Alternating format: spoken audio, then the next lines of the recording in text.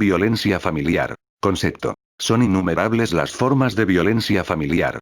Puede pensarse en violencia hacia los mayores, entre cónyuges, hacia los niños, las mujeres, los hombres, los discapacitados, etc. Siempre es difícil pensar un esquema típico familiar, debido a que la violencia puede ser psíquica o física, y ocurre en todas las clases sociales, culturas y edades.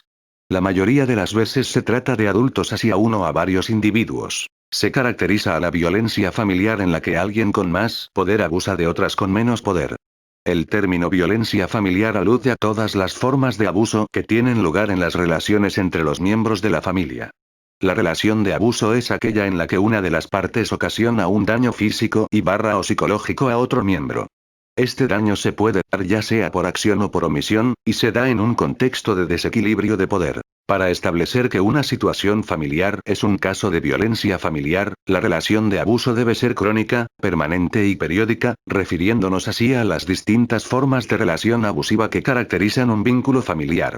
Entre las principales características que puede presentar una familia que sufre de violencia son las siguientes. Generalmente en las familias en las que aparece la violencia familiar tienen una organización jerárquica fija o inamovible, además sus miembros interactúan rígidamente, no pueden aportar su propia identidad, deben actuar y ser como el sistema familiar les impone. Las personas sometidas a situaciones críticas de violencia familiar presentan un debilitamiento de sus defensas físicas y psicológicas, lo que conduciría a un incremento en los problemas de salud.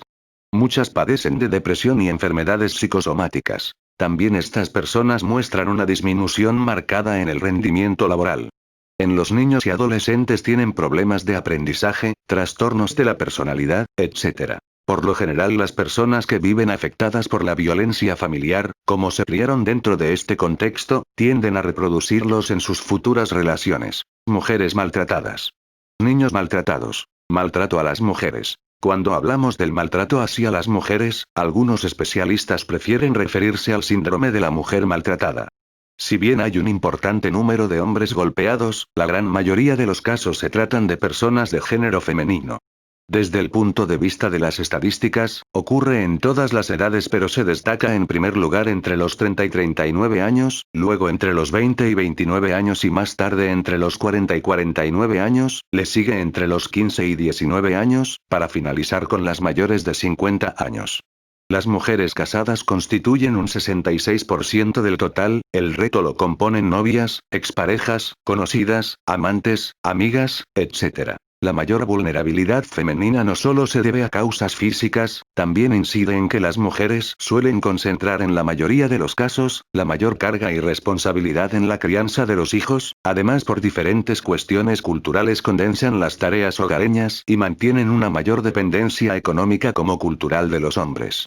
Una mujer que abandona su hogar se encuentra en mayor riesgo que un hombre, pero debe tenerse en cuenta que las mujeres que dejan a sus abusadores tienen un 75% más de riesgo de ser asesinadas por el abusador que aquellas que se quedan conviviendo. Maltrata a los niños. En el caso de los niños como en otros casos de violencia, se da una relación de vulnerabilidad. Claramente los menores muestran inferiores recursos para defenderse de lo que les puede hacer un adulto.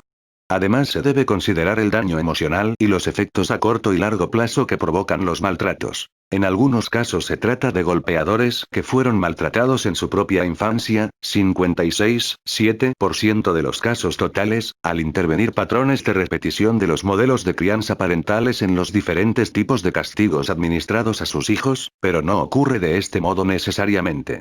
También cabe considerar que muchos padres perciben como justos los castigos implementados, o perciben la desproporción del castigo ofrecido con las supuestas faltas cometidas, que se justifica de alguna manera, por los nervios, la pobreza, etc. Es considerable que los mismos adultos golpeadores suelen manifestar y percibir que han golpeado a sus hijos en muchas menos ocasiones de lo que realmente lo hacen. Si bien, algunos adultos golpeadores suelen manifestar algún afecto posterior como arrepentimiento o lástimas, en muchos casos se trata de padres que están a favor del castigo físico, que se emplean para corregir a los hijos.